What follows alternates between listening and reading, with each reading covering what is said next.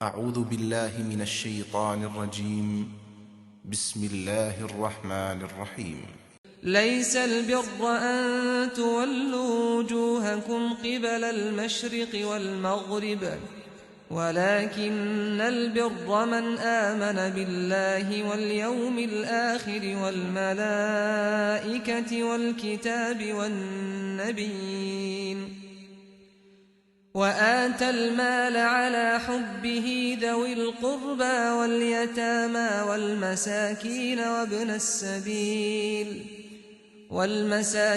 وابن السبيل والسائلين وفي الرقاب وأقام الصلاة وآتى الزكاة والموفون بعهدهم إذا عاهدوا والصابرين في البأساء والضراء وحين البأس أولئك الذين صدقوا وأولئك هم المتقون۔ یہ سمجھتے ہیں کہ اللہ سے وفا کا حق مذہب کی کچھ رسمیں پوری کر دینے سے ادا ہو جاتا ہے۔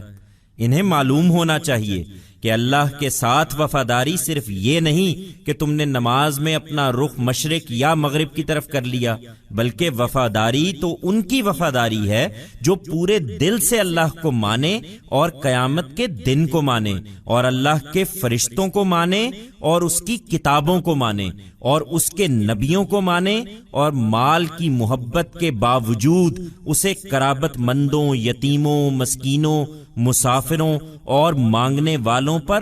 اور لوگوں کی گردنیں چھڑانے میں خرچ کریں اور نماز کا اہتمام کریں اور زکوٰۃ ادا کریں۔ اور وفاداری تو ان کی وفاداری ہے کہ جب عہد کر بیٹھیں تو اپنے اس عہد کو پورا کرنے والے ہوں، اور خاص کر ان کی جو تنگی اور بیماری میں اور جنگ کے موقع پر ثابت قدم رہنے والے ہوں۔ یہی ہیں جو اللہ کے ساتھ اپنے عہد وفا میں سچے ہیں، اور یہی ہیں جو فی الواقع پرہیزگار ہیں۔ They think that the duty imposed on them of being loyal to God is fulfilled by merely observing certain rites and rituals.